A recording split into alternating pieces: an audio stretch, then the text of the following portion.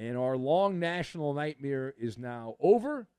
Dateline, Western Pennsylvania. After months and months of a very public courtship between Aaron Rodgers and Mike Tomlin, we now have a endpoint. No more will he or won't he speculation. We assume that you've heard by now, unless you've been living by a rock down by the river. Maybe not, but Aaron Rodgers has decided he will take his talents to Mike Tomlin and the Pittsburgh Steelers, letting Tomlin know that he intends to join the team for the 2025 season. And the Steelers had put a full court press on the now ex-Jet. But the ex-Jet has landed at a new airport in Pittsburgh. So that move, according to the Pittsburgh football team, all that is required is a physical. Now, you know the way this works. If the team wants you to play for the team, they will find a doctor to pass you, or they'll just give the old wink and a nod to the doctor who is employed by the team. And so it's very difficult to not pass a physical if the team wants you to pass a physical. Right. Yeah, exactly. So at age 41, Aaron Rodgers is going to be hanging out at the Confluence. What a beautiful city Pittsburgh is. The Monongahela, the Allegheny Rivers there. They get together. They have a baby, and that's called the Ohio River. And, man, is that neat. Really cool if you've never been there. I was there years ago. I got to get back. I've not been to Pittsburgh in a minute. So let us discuss the question. What is the temperature around Aaron Rodgers finally going to the Steelers? So what is the temperature in the room? So I've got Foreigner, Screenplay, and Quirky. And we will combine all of these things together, and we are going to throw some fries on top of our sandwich as we hydrate and kind of get our blood going a little bit. So, again, we got Foreigner, Screenplay, and Quirky. Number one. I said number one. All right. The average body temperature is 98.6 degrees. Now, you knew that, right? Fahrenheit, 98.6. You learned that when you were younger. So I checked the thermometer in the room. The thermometer in the room. We took a look at it. What does the thermometer in the room say? When Aaron Rodgers is involved, it is always a high-grade fever. Keep an eye on it. You may have to go to the emergency room. Why is that? Aaron Rodgers is a firebrand with a capital F. Firebrand. I get a kick out of Rodgers. I don't have as big an issue as some of you do. I get these long manifesto emails every once in a while from someone, and they often start, I used to like Aaron Rodgers when he played for the Packers, and now I can't support him anymore. And okay. And they have like the Packer logos, their avatar, right? But the soundtrack of Aaron Rodgers is from the band Foreigner. It's Agent Provocator. That's Aaron Rodgers. Aaron Rodgers is an agent provocateur. He's also a foreigner in Pittsburgh. He's an outsider. He's a mercenary. He provokes a reaction. He ignites rage, and that's good for what I do. Some people get the heebie-jeebies. It's good. Good for talk radio. People are ignited into rage and about everything, right? I'll give you an example.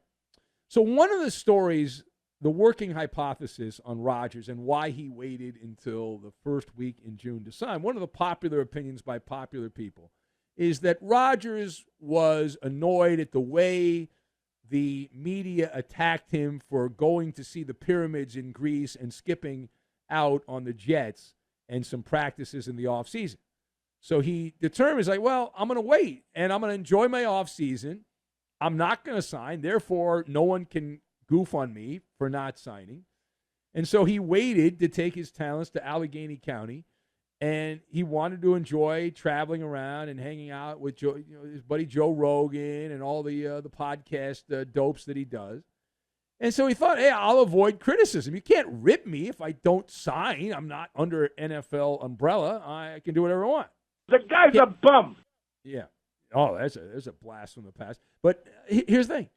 He didn't miss any OTAs. So, of course, Rodgers decides that's what I'm going to do. I'm not going to sign. I'm going to wait until the last minute. I'm going to sign a contract. And the Steelers were perfectly okay with this. They rubber stamped it. They gave the okay. And Rodgers has been getting roasted like a pig at a traditional Hawaiian luau. He's selfish. He's an egomaniac. Oh, my God. Yeah. I'll tell you this much. Rodgers will be motivated. You're getting a motivated player to prove that he can still play, motivated also mainly to prove that it wasn't him, it was the Jets. Yeah, he's not the reason that his career is in a ditch on the side of the road. It was the Jets. And they have mandatory minicamp coming up next week, so Rodgers decided, all right, this is as long as I can wait. I can't wait no more. I got to do it. Now, the question becomes, even if you're motivated, is the car running on empty? Is there any gas left in the tank? Is there? Rodgers has not looked like an elite NFL quarterback since prior to COVID, and I would argue a couple years prior to that. Because even his last year at Lambeau Field, he was not doing the Lambeau leap very often. It was not a good season for Rodgers if you actually watch the games. Now, if you look at the Pro Football Reference page and you're a low-information fan, you just read the box score, oh, it was the same old Aaron Rodgers. No, it wasn't. Right? That's one of the reasons the Packers were not too worried about letting Rodgers go. They saw a declining player. And that continued with the Jets, and he got hurt and all that stuff. So, he can go there and go back to Wisconsin and eat the cheese curds. But Pittsburgh fans, now they will boo you. They're going to boo your ass is what they're going to do into the next week when you start floating those little screen passes, and instead of completing them and getting the first down, you throw it over the head or it bounces. You're going to hear about it. Now, page 2. Are the critics of the quarterback, are the critics being too harsh on Aaron Rodgers, or is this scrutiny justified? Aaron Rodgers has been around for a while, and we mentioned the temperature is at a fever pitch for Aaron Rodgers, but is this justified, or is this just a bit too harsh? So I would argue this is the nature of the beast. All right, nature of the beast. When you are high profile, and also when you go around acting like Socrates with a spiral, you're going to get scrutiny.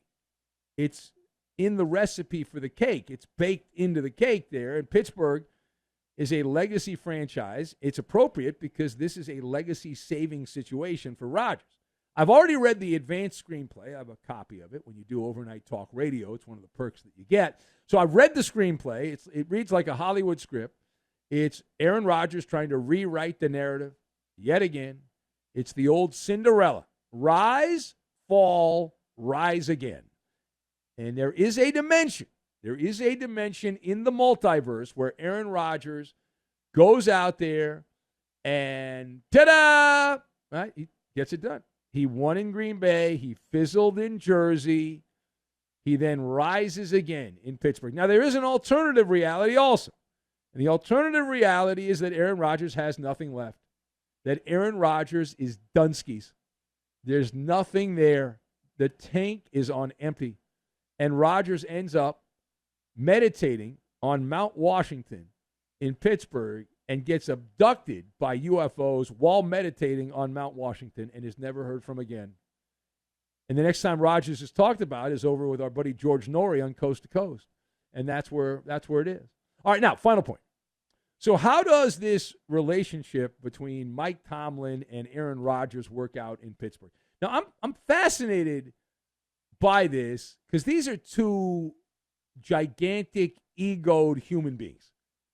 And we love Mike Tomlin. Mike Tomlin has been so good for what we do at least 2 or 3 times during the NFL season. Mike Tomlin will say some hokey thing like our windshield is bigger than our rear view mirror, and then we'll do 10 minutes on Mike Tomlin, something, he says, I want volunteers, not hostages. There's all these Tomlinisms that are out there, and I'm fundamentally against comfort. I'm trying to remember some of these things off the top of my head, but it's great, trying to get my mojo back. I mean, it's endless. It's endless, all these little lines. And so we get to see that dynamic, and it's going to get off to a fine start. There's a honeymoon period. Rodgers is going to show up. He's going to have his church clothes on. He's going to say all the right things. He'll probably kiss a baby wrapped in a terrible towel to show everyone that he loves Pittsburgh. The real moment where this gets interesting is like week 4 meets the road. Can't wait. Yeah, Rodgers, at that point, Aaron will be visiting the Speakeasy over in Harrisburg, Pennsylvania, and he'll be at a bar, the Speakeasy bar there, with Fry Daddy, and he'll be drinking shots of ayahuasca, and he'll be bemoaning to Fry Daddy in Harrisburg, blaming the offensive line for the misalignment of the energy, and he needs some more essential oils to turn things around, and that's just the way it is. But I'm ready for that. I'm ready. I'm good to go. This is his handpicked, for Mike Tomlin, his handpicked quarterback. Be careful what you ask for. They've had a very quirky bromance. Mike Tomlin is one of the few coaches that can command enough respect, enough respect to manage all the personality quirks that come with the all-inclusive Aaron Rodgers experience. Now, this only works if Rodgers has something left and buys in. Now, I think he's going to buy in. Like, emotionally, I believe he'll buy in. Physically, that's the question. He's in his 40s. Usually you start sucking as an athlete at that time. And there have been exceptions to that, but for the most part, they don't happen often. And Pittsburgh has been stuck in this transitional cycle at quarterback ever since Ben Roethlisberger walked away after the 2021 season. Rodgers will be the 5th different week number 1 quarterback in as many seasons. So 5 years in a row, new quarterback. And despite that, Pittsburgh has reached the playoffs 4 times in the last 5 seasons, only to be vaporized in the postseason in lopsided losses, uncompetitive, like they don't even belong. Like they're just a tomato can that somehow accidentally got to the playoffs. Now, other than Rodgers, they've got Mason Rudolph. They took a late-round flyer. Not a Dayton flyer, but they took a late-round flyer on Ohio State quarterback Will Howard. So Will Howard is the other option in the quarterback room. Stay tuned. Developing hot, ... as someone I occasionally work with would like to say, or has said.